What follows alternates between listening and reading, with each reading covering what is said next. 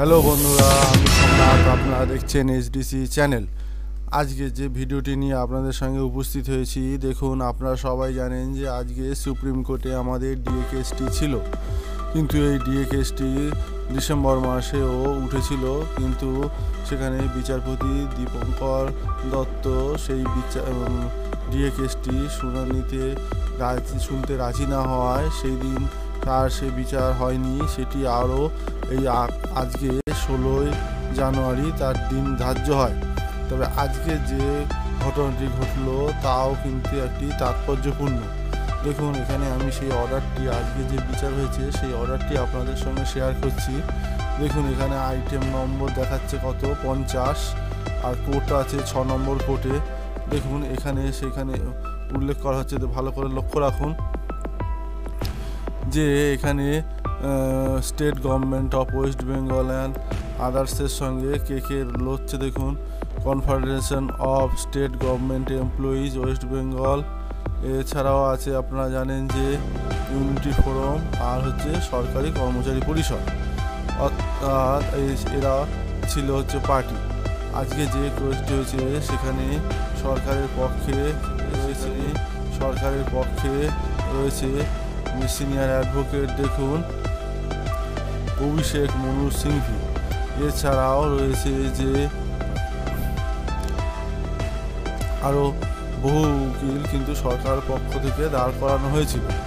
আর এদিকে দেখুন, অপরদিকে বিবাদী পক্ষের তরফ থেকে দাঁড়িয়েছিলেন অ্যাডভোকেট বিকাশ রঞ্জন ভট্টাচার্য, এমনি সিনিয়র অ্যাডভোকেট, এবং আরও ছিলেন রৌফ রহিম, বিদ্যস্বামী, গোপা বিশ্বাস, এছাড়া আরও অনেকেই সেই ইয়েতে ছিল। সেটি আপনাদের সঙ্গে দেখুন আমি শেয়ার করে দিচ্ছি।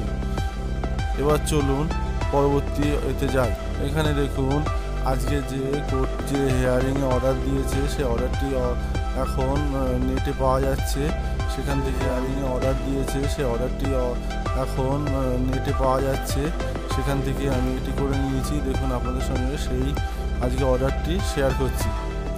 এখানে বলছে, দেখুন, we have the petitioner that the application seeking condonation of delay in filing substitution application shall be filed during the course of the day, and other defects have either been cured or shall be cured during the course of the day।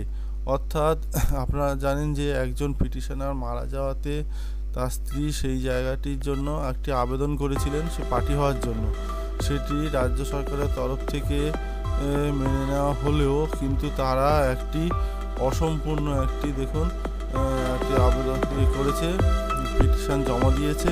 সেটি court বলছে যে সেটাকে সংশোধন করে জমা দিতে হবে সেই নির্দিষ্ট দিনের মধ্যে, কিন্তু তার আগে জমা দিয়ে দিতে হবে।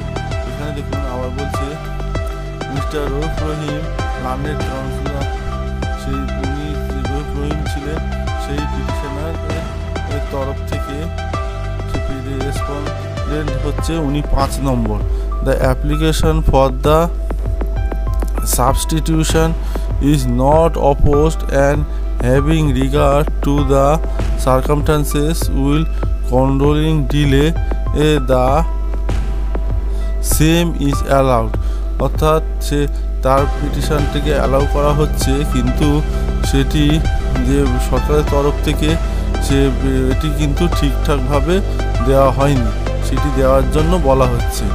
The name legal representative of the deceased respondent of 5 is ordered to be substitute in his place as respondent।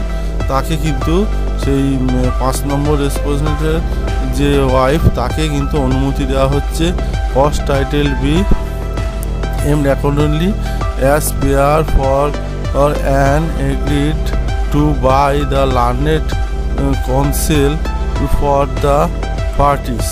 List this matter for final disposal at the admission stage on 15/3 দেখুন এখানে ভালো করে লক্ষ্য করুন 15/3/23 কিন্তু নেক্সট যে ডেটটি সেই ডেটটি কিন্তু পড়ছে। আর এখানে দেখুন ফাইনাল ডিসপোজাল বলা হচ্ছে, অর্থাৎ পরবর্তী ডেটে কিন্তু আর কোনো ওইসব ভুলভালে চলবে না, অর্থাৎ যা করার এর মধ্যে তাকে সংশোধন করে জমা দিয়ে দিতে হবে এবং ফাইনাল ডিসপোজাল কিন্তু 15/3/23 হবে। এই হচ্ছে দেখুন এই কোর্টের অর্ডারটি। এবার আসুন আপনাদের সঙ্গে আমি পরিচয় করিয়ে দিচ্ছি আজকে যে এটা ছিল। দেখুন এখানে আমি অনলাইনে যেটি দেখা যাচ্ছে দেখুন ডায়েরি নম্বরে দেওয়া রয়েছে 35/2/92/2022 ফাইল 3/11/2022, যেটা সরকার পক্ষ থেকে কিন্তু এসএলপিটা করা হয়েছে। দেখুন এসএলপি নম্বরটাও দিয়ে দিয়েছে, রেজিস্টার্ড ভেরিফাইড। দেখুন এই 16/1/23 আজকের যে লিস্টেড অন হয়েছিল honourable justice Dinesh Maheshwari and honourable justice Hrishikesh রয়ের কোর্ট কেস নম্বর ছিল 50। এবার দেখুন স্ট্যাটাসটা কি দেখাচ্ছে। স্ট্যাটাস বলছে pending motion on hearing after notice for admission civil cases list for final hearing. এখানে দেখুন এখানেও কিন্তু উল্লেখ করে দিয়েছে লিস্ট ফর ফাইনাল হিয়ারিং অথবা disposal at MIS stage list on date 15/3/23। দেখুন ভালো ভালো 15/3/23 অর্ডার হচ্ছে 16/1/2023। আজকের দিনে যে অর্ডারটি হলো সেটি 15/3/23 কিন্তু এটা হয়ে যাবে ফাইনাল হিয়ারিং অথবা ডিসপোজাল, অর্থাৎ একটি কিছু ফাইনাল হিয়ারিং আমরা কিন্তু মোটামুটি আশা করতেই পারছি যে 15/3/23 কিন্তু এটা হয়েই যাবে। পরিষ্কার উল্লেখ করে দিয়েছে 15/3/23 পরবর্তী ডেটটি ঘোষণা করা হচ্ছে। এখানে দেখুন অপর একটি যে পার্টি সরকারি কর্মচারী পরিষদ সে কি জানাচ্ছে দেখুন, তারা বলছে যে আমরা হতাশ নই, আপনাদেরও আবেদন করি হতাশ হবেন না। 6 বছরের বেশি সময় ধরে আপনারা এই আইনি লড়াইয়ে আমাদের আর্থিক সহযোগিতা সাহস জুগিয়ে যাচ্ছেন। পশ্চিমবঙ্গের বঞ্চিত রাজ্য সরকারি কর্মচারী পেনশনার শিক্ষক শিক্ষাকর্মী আপনারা সবাই আমাদের মূল শক্তি। আজকে সুপ্রিম কোর্টে একটা বিষয় পরিষ্কার হয়ে গেল, শ্রী সঞ্জীব পাল যেমনটা নিচের পোস্টে বলেছেন তেমনি এই সরকার ডিএ মামলার ভ্যালিডেশনে চলে গেছে। কটা দিন সময় পাওয়ার জন্য কতই না মরিয়া প্রয়াস, কিন্তু প্রতারক রাজ্য সরকারের লাভ কিছুই হবে না, সব বিফলে যাবে আমরা নিশ্চিত। অর্থাৎ তারা বলতে চাইছেন যে অতি অবশ্যই কিন্তু তারা জয়ী হবে, যে নতুন যে ডেটটি হলো সেই ডেটটিতে কিন্তু ফাইনাল হিয়ারিং হয়ে যাবে। এখানে দেখুন পরিষ্কার কিন্তু ফাইনাল ডিসপোজাল সপ্তবন্ধটি কিন্তু উল্লেখ করা হয়েছে।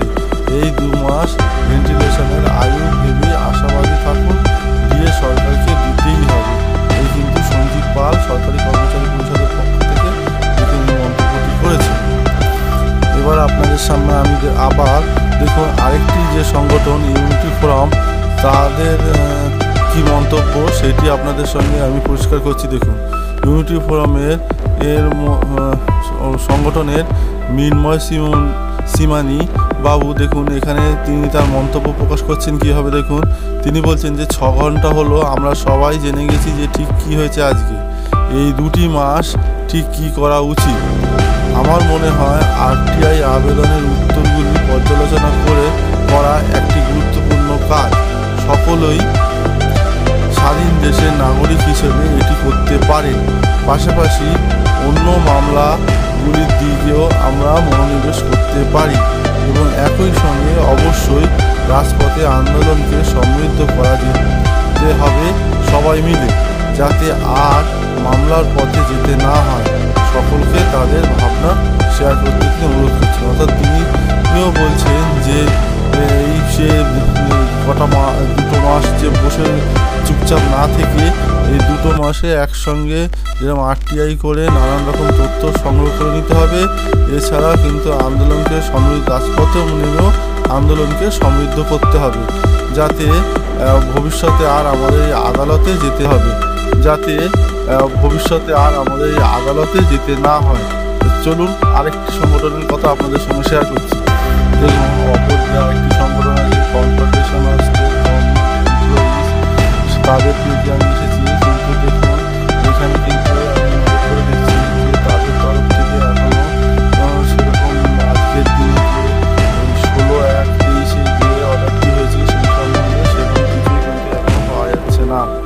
অর্থাৎ বন্ধুরা, এই তিনটি সংগঠনই বিষয়বস্তু আপনাদের সামনে আমি তুলে ধরলাম, তারা কি করতে চায় এবং তারা কি ভবিষ্যতে কীভাবে সেই যোগ্য লড়াইটা দেবে সেই সম্বন্ধে আপনাদের সঙ্গে আমি আলোচনা করলাম। তা আশা করা যায় পশ্চিমবঙ্গ সরকার, বন্ধুরা দেখুন আমি মলয় মুখোপাধ্যায়ের পেজে এসেছি, কিন্তু এখানেও আমি কিন্তু সেরকম কিছুই পাচ্ছি না। ভালো করে লক্ষ্য করে দেখুন, এখানেও কিন্তু কোনো রকম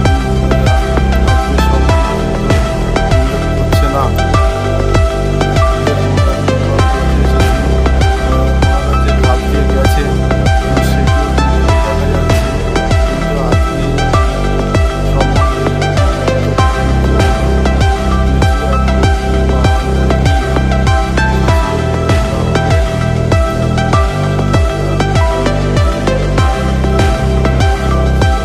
সেটি অবশ্যই হবে।